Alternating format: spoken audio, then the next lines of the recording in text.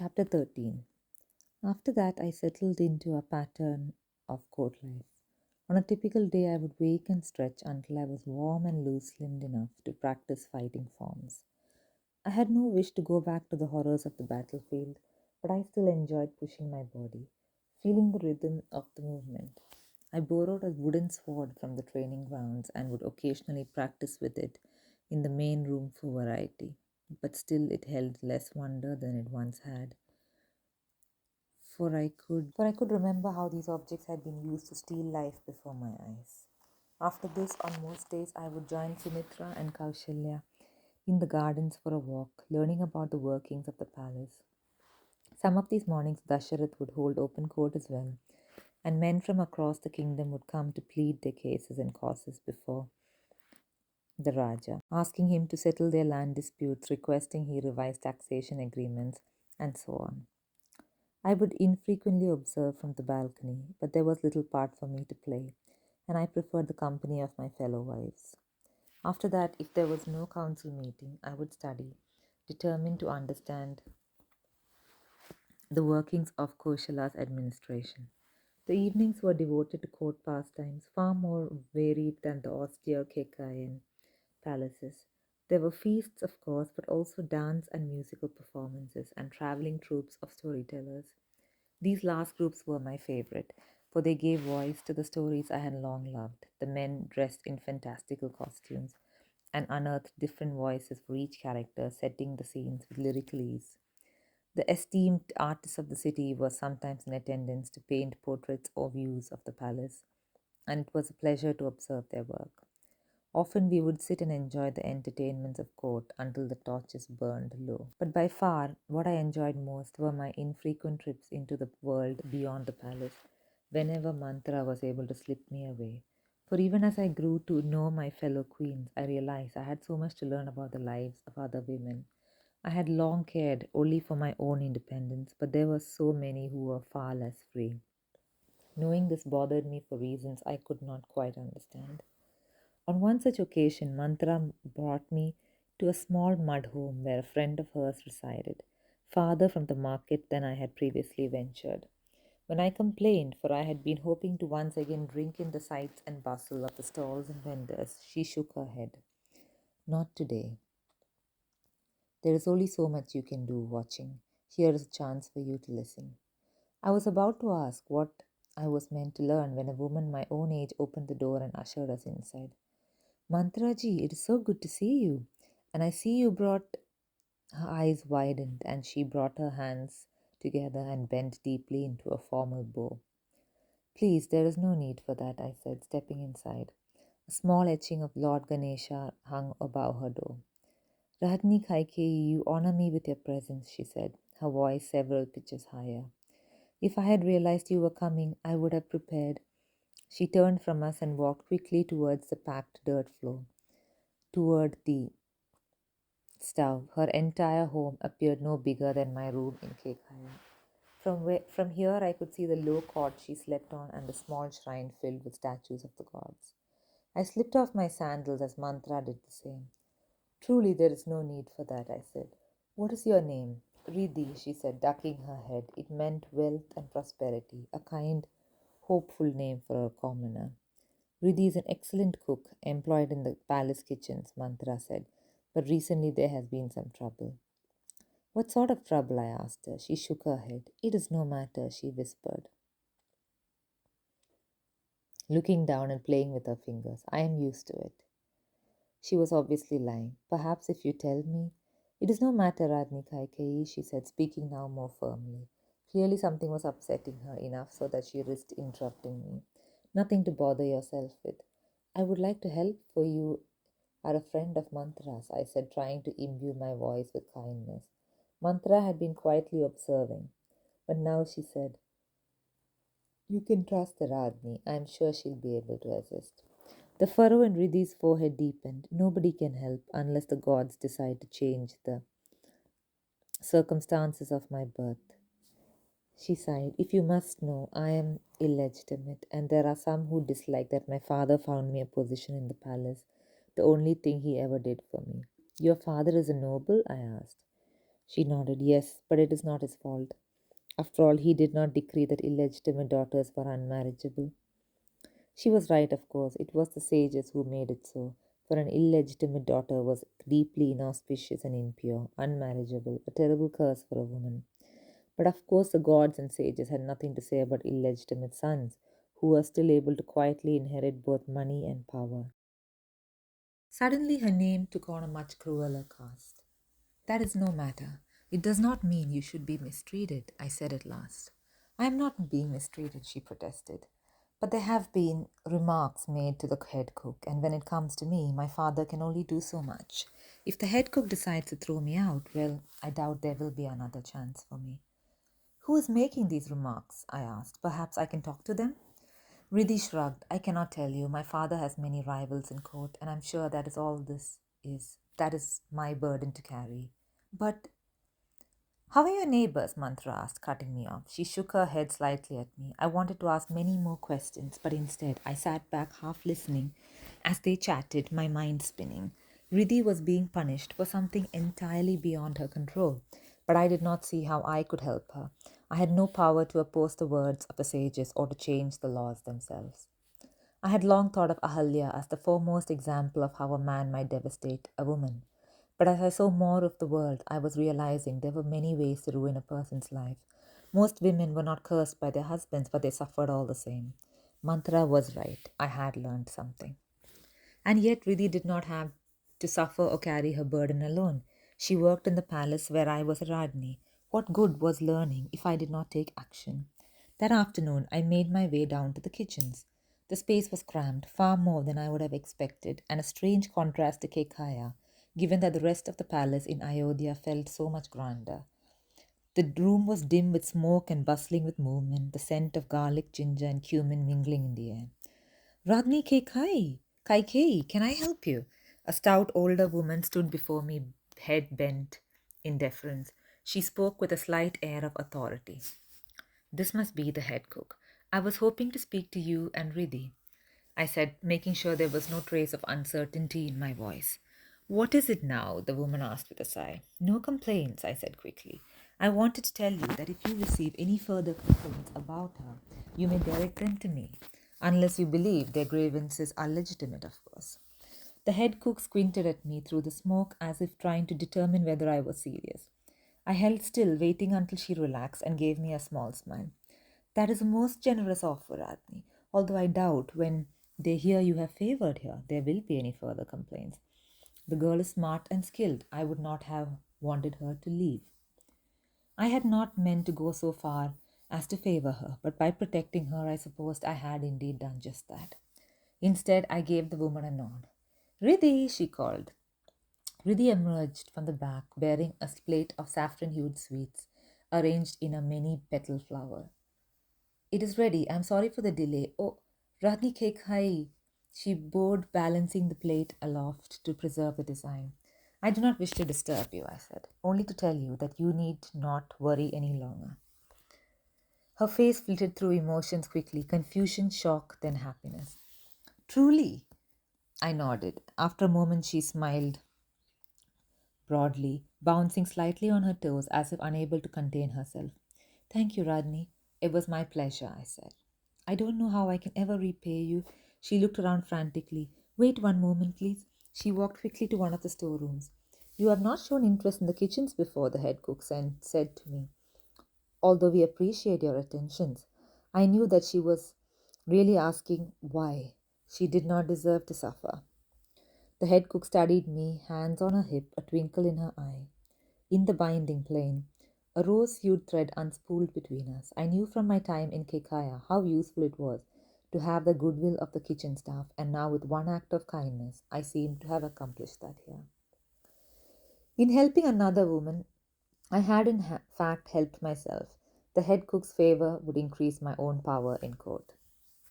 At that moment, Riddhi emerged again with a smaller dish of the same saffron hued sweets and offered the plate to me. I think you will like this, she said. As I lifted one, I caught the faint scent of mango. I took a bite, and a delicious burst of flavor danced through my tongue the rich sweetness of sugar, the tart vibrance of mango, and the creamy undertones of milk. I had eaten such boiled sweets before and enjoyed them, but then there was an extra hint of nuttiness that made them divine. With the noise of pleasure, I put the whole thing in my mouth. That was extraordinary, Riddhi. Thank you. The woman grinned again, and I quickly took two more before departing, delighted with my success. I entirely forgot the festival of the full moon until Asha approached me to show me what she had chosen for me to wear that evening. The sari was a diaphanous white, for the full moon heavily embroidered with exquisite silver branches that danced like shadows on water when I moved. The necklace she had laid out held three obsidian stones nestled among the intricately woven webs of gold. Her taste was excellent, and the delicate necklace and embroidery would suit me well. Because all other happenings had been cancelled for the day, I decided to take a stroll in the gardens and enjoy a moment of solitude. There would be a great feast tonight to celebrate the end of the fasted period for all the sages, all of whom would be in attendance. Their day would be occupied in ceremonies for Shiva, but women were not permitted to attend these, for fear it may anger him and lead to a poor monsoon season. It seemed absurd to me that such a great god would care about such a small thing. Still, we had all heard of Vaideha, the kingdom to our west, where an entire harvest had been lost when they failed to properly observe the same rites. They were much closer to the mountains, and catastrophic mudslides from the slopes had killed many. It was not worth the risk. But for the moment, I was content to wander in the breeze and enjoy the beauty of my surroundings. Lost in thought, I rounded the corner of a hedge and promptly collided with what felt like a stone pillar and fell with a thump. Have they added a new statue? I blinked up at the object. After a moment, I realized that it was in fact a very tall man who was staring down at me in concern. I'm so sorry, Devi. May I assist you? I took the proffered hand, strangely delicate compared to his size, and he hoisted me to my feet. Thank you. I apologize for my clumsiness. I thought myself alone here. I did not recognize him, but he was finely dressed. Most likely he was a noble visiting for the feast. There is no need for an apology. I thought the same. I don't believe we've been introduced. Arya, I am Kaikeyi. I deliberately omitted my title. Knocking over royalty could be a criminal offense, and I did not want to scare him. Though on second glance, he did not look like an easily intimidated man. In fact, he looked like he might not be fully a man at all. His deep brown skin seemed to have the faintest glow, or was that the light of the waning sun? His hair was curled so tightly it may have had muscles of its own, styled in a manner unfamiliar to me. His eyes shone like gemstones, a deep orange, flecked with red, inhuman eyes. I had seen those eyes once before, deep in a forest near the banks of the Saraswati River. My heart beat quicker, and I took a small step back without thinking. But the expression that flared in his but the recognition that flared in his expression was quite human, halting my panicked response. Radni Kaikeyi, he exclaimed. It is a pleasure to meet you. I am Ravana of Lanka. This surprised me. I had known Ravana would be our guest for the evening, but I had not expected to find him wandering the gardens. Immediately I swept into a bow. Raja, a pleasure to meet you. Ravana's territory existed on an island at the very southern tip of the known world. His kingdom had long been plagued by the disapproval and punishment of the gods, and he was making pilgrimage to the higher mountains in order to seek Lord Shiva's grace. It was a long, fraught journey, and everyone knew he hoped it would bring his people better fortune. When Dasharath had told me of his coming, I had wondered why such a seemingly devout leader would have the need for such a pilgrimage, but looking at him now, I knew. He had Rakshasa blood in his veins. I'm not sure how pleasant being knocked over was for you, he said, and I found myself laughing. The disconcerting color of his eyes was softened by the kindness held within them. I shook my head. It was my fault. As I said, I should have been paying more attention to where I was going. I understand. Sometimes I find myself lost in thought for hours on end. He sat down on a nearby bench, and drawn in by his easy manner, I sat down next to him. Lost in thought about what? I asked. He raised his eyebrows, as though surprised to be asked. Flight, for one thing. Flight like birds? I was intrigued. Yes, I'm trying to find a way to make possible for us to intelligent creatures to take to the sky, he explained, his eyes taking on a distant look. If birds with no language or tools can fly, then why shouldn't we? Birds can speak, I said immediately. You and I cannot understand them, but that does not mean they don't communicate. He looked at me as if seeing me for the first time. And how would you know such a thing? My cheeks reddened. I have read of it, I mumbled. I would not reveal my father's boon, especially not to a stranger. That does not sound like information one would find in a scroll, Ravana pressed, but I am fascinated by this. If I were to wear a pair of wings and flap as hard as I would still not take flight. Something else must buoy birds. If I could only speak to them, I might be able to divine what allows them to fly. I laughed at the thought of little sparrows or finches relating the secrets of their wings to this man. I wondered if this was one of the many things my father knew and could never share. They are far more trouble than they are worth. Ravana turned to face me fully. Now, Radni Kaikeyi, you really must tell me. How have you come by such knowledge? I talked myself into a predicament. I needed to distract him, and for want of a better option, I entered the binding plane. Happily, we had already formed a bond, a cord the color of the cloudless sky. I could work with that. I sent him a gentle suggestion. Drop the matter. His brow furrowed, and he shook his head as if to clear a fly away. To my shock, I felt the suggestion recoil from him, the same way I had bounced off him on the garden path. Such a thing had never happened before. I frowned, concentrating this time, and sent the message again, more firmly. Ravana sprang to his feet. What are you doing? Nothing, I insisted too quickly. Are you a witch? He demanded, taking a step away from me, his features twisted, eyebrows knitted together, and lips pulling back into a scowl. For a moment, he looked like a creature from the tales, from my nightmare in the forest, and yet, however frightening he looked, his actions betrayed his own mortal fear. No, of course not. I received a suggestion in my mind, he said. Some sort of magic is afoot. That's absurd. I rose to my feet, pretending insult. I will not be maligned in such a way. But he stepped in front of me, blocking my path. Why such an extreme reaction? He asked. I'm sorry, I was rude just now, but please do not leave. What do you want? I asked, eyes darting to the path behind him. Only to talk, he said. I mean, no insult, but you have magic. I know it. I felt it. Look here, I will swear that I mean no harm. Would that put your mind at ease? Cautiously, I nodded. He would be honor bound to such an oath. I swear to the great Lord Shiva that I will not tell another soul anything you share with me about this matter of magic, and furthermore that I mean you no ill will on its account. I repeated his words back to myself, searching for any gap in his statement, but found none. What would you like to know? I finally said. Everything, Ravana replied. Shall we walk back to my rooms? There is something I wish to show you, which I think will be of great interest to you. And so, for the first time in my life, I revealed my secret. I told someone about the text I had discovered in the library cellar of Kekaya's palace. I told of the binding plane and my ability to influence others. I had always feared that my story would sound like madness, or worse, like heresy, for the gods were the origins of all magic, and my power came from no god. I could not even tell Manthara, for fear they would never trust me again. But Ravana could not be so easily influenced. I felt protected by his woe and flattered by his interest, and the words spilled out of me. When we reached his rooms, Ravana checked to make sure no servants were present, then unlocked one of his trunks and rummaged inside. After a moment, he pulled out 4 scrolls, each made of fine leather. These are my texts on magic, he said. I thought I would bring them to the mountain of Lord Shiva in the hope that perhaps in that sacred place I would be able to use them. I thought they might help me with my investigations into flight, but I have never wielded magic myself, and now I see that these were never meant for me. They were meant for you. This was a precious gift indeed to give to anyone, let alone a near stranger. I shook my head. That is too much.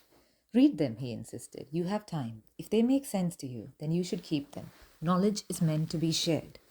I knew that politeness dictated I protest more vigorously.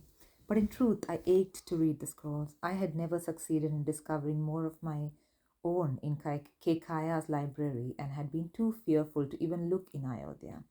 So I gave in to the desire, carrying them to the fine teakwood desk in the corner. The first was a treatise with faded illustrations of the five elements sketched in feathery ink and painted: orange and red fire, dark blue water, pale grey wind, green and brown earth, and yellow lightning. Below each element was listed a mantra, ostensibly to create it. I mouthed each mantra in turn, concentrating as I did when I entered the binding plane. When I recited the final one, my fingers brushed against the page and I felt a light tingling sensation. Excitement jolted through me, but I could not seem to replicate the sensation. The next text was nearly impossible to decipher. I managed to discern that whatever power it contained had been discovered by devotees of Lord Brahma, but that was all. Most magic in this world belonged to the gods. This I knew. But it was still discouraging to see it laid out this way. I opened the third, expecting the same, but the third dealt with a binding plane. I recognized the language immediately. I read it quickly, my vision nearly blurring in my haste, and then puzzled, slowly read it again. It had nothing to do with personal connections. It took me several moments to understand that it was referring to other people's bindings. The scroll contained a different mantra to the one that was now as familiar to me as breathing. This mantra supposedly allowed me to access a new aspect of the plane. Beneath it was an explanation of concentration techniques to strengthen or weaken these connections as one pleased. My heart thrummed in my chest as I recalled that day on the field, when Dasharath had seen me maneuvering the chariot, and confronted the master of horses. I had seen such a connection then. At the same time, the bond between them had been slippery, unwilling to come into my grasp. But if I had known this mantra, perhaps I might have touched it. I could feel that anticipation pooling in my stomach at the idea of sitting at the council table and changing not just my own relationships, but the alliances and rivalries themselves. Incredible potential unspooled before me, and I fought to keep my excitement in check. I glanced around and realized Ravana had retired to the other room, offering me privacy to read the scrolls. Raja, I called. Ravana returned immediately. May I try something on you? Of course, his face lit up, his excitement mirroring my own. What should I do? Just stand there, I said. I focused my eyes on his solar plexus and repeated the mantra to myself. I sensed the faintest glimmer of something, but lost it. No matter. I tried again, emptying my mind of all else and repeating the words with more force. The world shifted as though the mat beneath me had been lightly jerked. A strange veil fell over my surroundings, shrouding them in grey, and at the center of this faded world was Ravana and the web of bonds that radiated from him in a tapestry of light. Incredible, I breathed, walking towards him. I resisted the urge to duck, knowing that threads of the binding plane were not real. I had never seen threads that did not move with me. I felt as though I could get tangled and trapped in them, as though I could reach out and touch one. Underneath my feet, the world was solid, even though it had dulled to a distant grey. But I could tell I was not quite fully in my reality anymore. I lifted my hand and touched a bond, but my fingers passed right through it. It was only magic after all. What is it? Ravan asked. You could sense earlier when I tried to use my ability on you, yes? I asked. He nodded. Tell me what you feel right now. I found the brightest, strongest bond and sent an aimless thrum of energy at it, not changing or suggesting anything, but merely to sound it out. My wife, he said instantly, Mandodari. Whatever you did, I am now thinking quite strongly about her. You would like her. She's brilliant and beautiful and a great asset to our kingdom. I love her so. He frowned. I think that's your influence, pulling this out of me. Amazing, I said, hardly able to believe it. If you would permit me, I would like to try something regarding someone you do not care for very much. Not my wife, then, he said immediately. No, no. My eyes fell upon a very fine green floss. Who is this? I plucked it just barely. I am picturing a stranger I met on my travels a few years ago. We both camped in the same cave for a night when it rained. He is of no matter to you? I asked. None, I had not thought of him since that night. Lovely, I said, and focused on the bond, feeding it with my energy. Before my eyes, it swelled to twice, then thrice its size. I liked him, Ravana told me thoughtfully.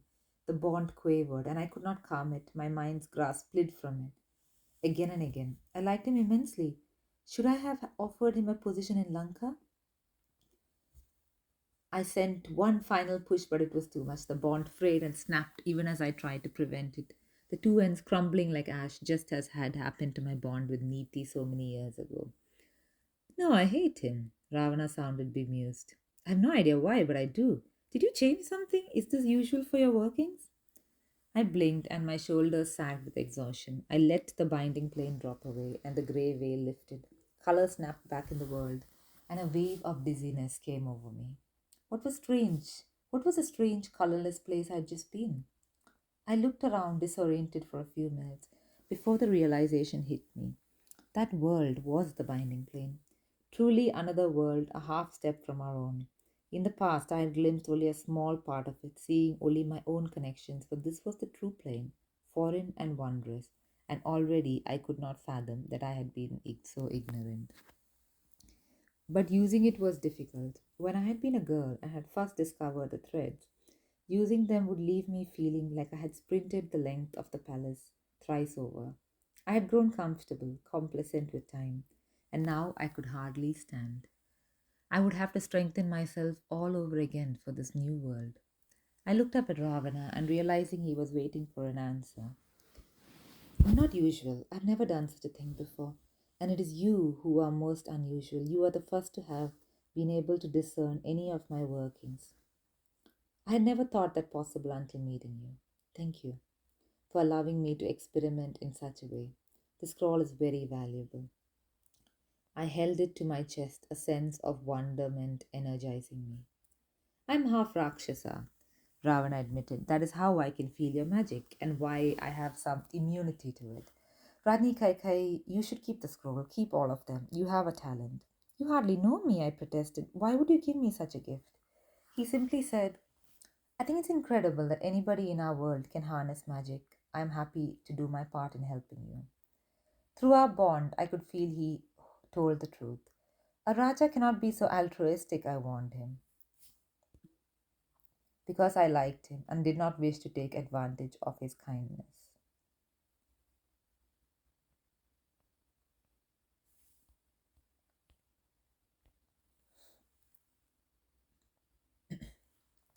Perhaps you have shared your secret with me, so I will do the same. What if I were to tell you that I wish for magic in the world? Because I hope it can move us out from under the thumb of those with more power. You mean the gods? I whispered, as though they were not capable of hearing every mortal conversation. Their rules hold us back, do they not? Ravana shrugged, as though he was not speaking complete blasphemy. But my stomach clenched, for if we were overheard or if the gods took notice, we would suffer greatly, royalty or not. My kingdom is constantly punished for every improvement we make, every step we take towards healing. And science. I am going to Lord Shiva to beg him to spare us, to let us go forward and bring others into enlightenment as we see fit. What are you talking about? I hissed. The gods, I wanted to say, always have our best interests at heart, but my mouth said, protect us. He stepped towards me. Are you sure about that? Then why should they punish me for progress or you for anything else for that matter? I moved towards the door, studiously ignoring his question, for I did not want to admit what had stood inside me. Some part of me heard Ravana's words and recognized truth, but it was all too much. A whole world had opened up to me, and with it opportunities I did not yet fully understand. Maybe Ravana had a grander vision for the future, maybe, but he was a man, and he could dream like that. This new binding plane, the potential of the present, that was enough for me. I'm still not sure I can take the scrolls from you, I said. It does not seem fair. He sighed. All right, let us simply say that in exchange for the scrolls, you owe me a favor. Should it be in your power to give it and leave it there? The symbolism of the gesture felt right. Thank you, Raja Ravana. I truly hope one day I can repay you. I clutched the scrolls to my heart and left his rooms, wondering what favor I could ever possibly grant him. But I quickly put it out of my mind. I doubted our paths would ever cross again, and I had other things to concern myself with.